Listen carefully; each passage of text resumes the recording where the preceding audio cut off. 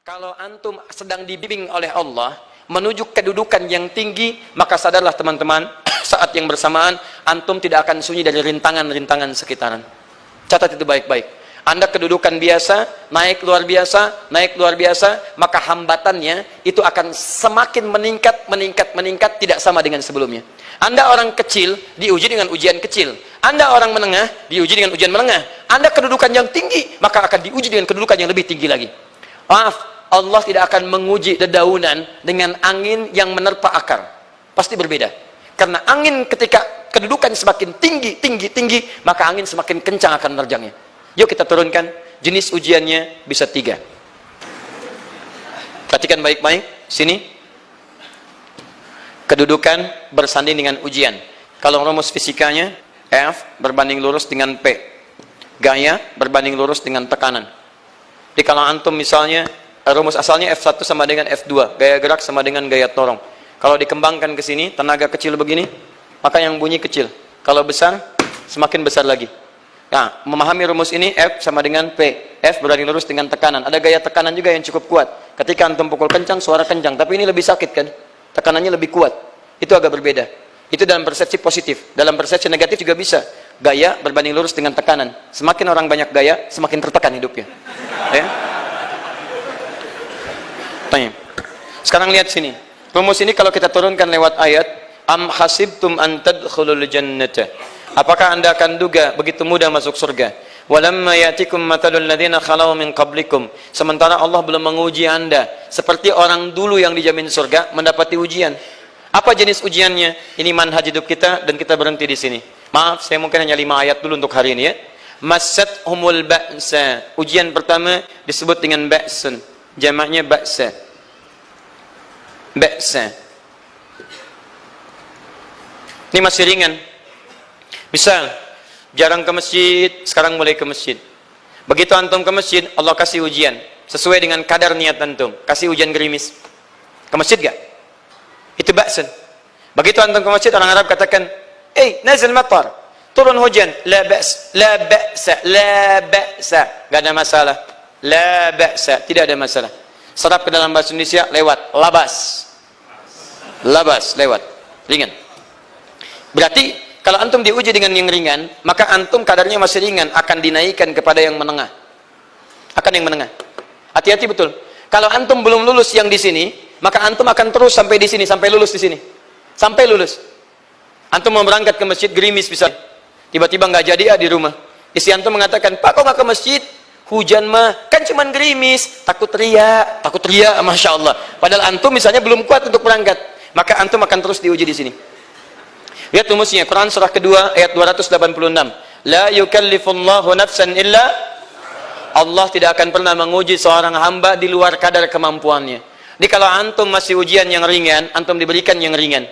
Antum naik menengah, diberikan yang menengah.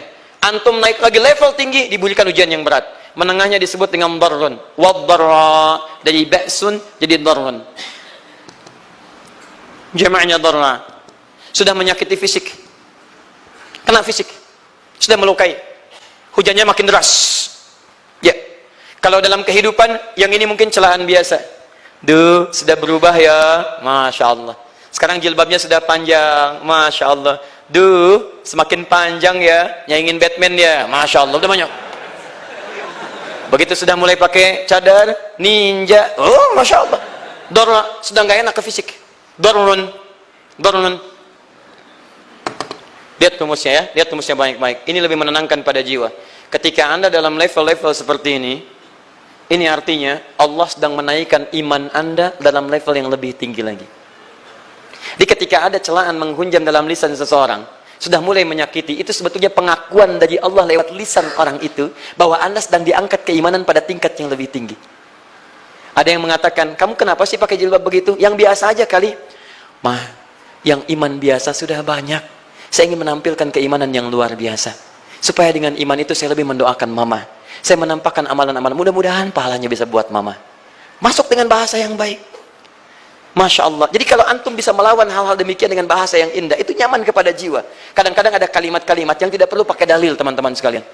Kembalikan ke sini. Terakhir, wazulzilu zilzal. Zulzilu. Zilzal. Gempa. Goyang. Dia ada ujian yang bisa menggoyangkan diri kita. Membuat gempa hati kita. Antum sudah nggak kuat, kadang-kadang jalan sempoyongan. Padahal nggak ada gempa di luar. Cuman hati kita kayak kena goncangan. Diserang sana, serang sini. Nggak bisa tidur, nggak bisa makan. Tawarin ini susah, itu susah. Wazulzilu. Bahkan hatta yaqula Rasulullah walladzina amanu ma'ahu mata nasrullah. Sampai-sampai Rasul SAW, bahkan orang-orang beriman, bahkan yang setelahnya bisa mengatakan, kapan ini berakhir? Akan tiba masa Anda mengalami satu situasi sampai Anda mengatakan, kapan berakhirnya yang seperti ini? Serang, serang, serang. Perhatikan, jika Anda berada pada level ini, saya ucapkan selamat kepada Anda. Karena Anda akan diangkat pada kedudukan yang tertinggi di antara sekian ujian yang ada. Zilzal. Artinya Allah akan naikkan Anda pada derajat yang tinggi. Karena hukum ujian tadi, la yukallifullahu nafsan illa wus'aha. Allah nggak akan menguji seorang hamba di luar batas kemampuannya. Jadi kalau Anda sudah dipandang oleh Allah siap menerima yang ini, maka Anda akan diberikan zilzal. Kalau Anda nggak mampu, Anda hanya akan diberikan darra atau ba'sun. Dimohon maaf, kalau di antara jamaah yang hadir saat ini, Anda merasa sedang punya masalah yang berat, membuat hati Anda goyah, saya ucapkan pada Anda, dari sekian hamba Allah yang ada di muka bumi, cuman Anda yang diberikan itu. Artinya Allah akan mengangkat derajat Anda. Ayo bahagia. Dan yakinlah, bukan orang lain yang dititipkan, Anda yang diberikan. Allah percaya pada Anda, kenapa Anda tidak yakin? Bukan orang lain. Jadi mustahil Allah memberikan ujian berat kalau Anda nggak sanggup. Karena cuma Anda yang sanggup, Anda yang dikasih. Makanya jangan mengeluh. Jangan katakan, ya Allah, kenapa saya, ya Allah? Why me? Kata Allah, why not? Kamu yang bisa. Yang lain tidak. Dan tanpa harus Anda menuliskan status. Memang cuma saya yang sanggup. Oh, Masya Allah. Gak usah. Sadari. Kalau bukan sayang, Allah itu punya sifat adil. Gak mungkin menukar sesuatu di luar kadarnya. Antum tahu cicak? Halo? Jangan katakan wallahu alam, cicak. Cicak, baik. Bagaimana aktivitasnya? Merayap. Di mana? Dinding. Apa makanannya? Nyamuk. Nyamuk bagaimana aktivitasnya? Terbang. Pertanyaan saya, di mana keadilan Allah menjadikan makhluk yang merayap makanannya terbang? Kalau nyamuk masuk kategori pertama tadi, pintar dan tahu dirinya pintar, jadi mainan cicak. Cicak, ayo tangkap. Cicaknya cuma merayap, dianya terbang. Beruntungnya nggak ada nyamuk yang jenius. Tapi yang paling hebat, perhatikan bagaimana lisan orang tua kita menanamkan kalimat-kalimat untuk menanamkan tauhidullah subhanahu wa ta'ala.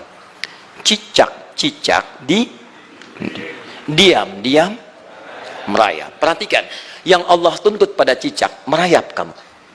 Walaupun cuma diam-diam. Lihat baik-baik, diam-diam merayap. Datang seekor, Masya Allah, ketika dia merayap, nyamuk datang. Lihat, bukan cicak mendatangi nyamuk, tapi nyamuk mendatangi cicak. Kalau cicak tidak merayap, mustahil nyamuknya datang. Allah hanya tunjukkan, kamu merayap ya, nyamuk datang. Sekalipun dia merayap, cuman diam-diam, nyamuknya datang. Jadi hukum Allah itu kalau dipatuhi, nikmat kehidupan. Cicak gak merayap, nyamuk gak datang. Cicak merayap, nyamuk datang. Datang seekor nyamuk. Setelah itu, silahkan.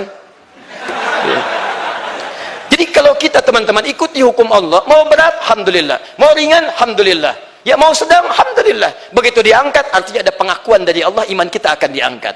Cuman, bahasa Nabi Ya'qub alaihissalam kepada Yusuf alaihissalam, mesti ada persiapan dalam mengatasi itu semua. Tidak cukup hanya mendiamkan saja. Maka kata Nabi Ya'qub, jangan kisahkan dulu. Bikin dulu pemetaan-pemetaan untuk mudah mengatasi itu semua. Ini poinnya. Anda harus punya rencana. Maka Nabi Ya'qub menyiapkan, bekali dulu ini, siapkan itu. Kalau ambil ke aspek teori untuk kita sekarang, tafsir dari ini untuk menyelesaikan solusi di Quran surah kedua ayat 214 tadi, maka jawabannya ada di Quran surah ketiga ayat 142, paling kiri sebelah atas. Ini kanan sebelah bawah, ini kiri sebelah atas. Dan awal ayatnya dibuka dengan kalimat yang sama. Perhatikan, Al-Baqarah ayat 214 kalimatnya menggunakan am hasibtum an tadkhulul jannah. Ali Imran 142 am hasibtum an tadkhulul jannah. Yang Al-Baqarah itu ujiannya, walamma ya'tikum mathalul ladzina khalau min qablikum masathumul ba'sa wad-dharra waz-zulzilu. Yang Ali Imran itu solusinya. Am hasibtum an tadkhulul jannata walamma ya'lamillahu alladzina jahadu minkum wa ya'lamas sabirin. Saya tutup sampai sini dulu. Teman-teman perhatikan, walamma, sedangkan Allah ya'lamillahu alladhina jahadu minkum, belum melihat kesungguhan Anda untuk mengatasi berbagai persoalan kehidupan itu. Kalimat jahadu, akar katanya dari kata al-juhdu, serius, sungguh-sungguh. Jadi kalau persoalan Anda ingin segera selesai, Anda mesti serius. Hei yang sedang kuliah, kalau mau cepat selesai kuliahnya, serius belajarnya, pahami dengan baik. Kalau Anda nggak pernah serius, bagaimana bisa menyelesaikan pelajaran dengan baik? Hei yang sedang berumah tangga, kalau ingin baik rumah tangganya, serius dalam berumah tangga, keluarkan hukum-hukum Allah, terapkan dalam kehidupan rumah tangga, Anda akan mendapatkan manfaatnya.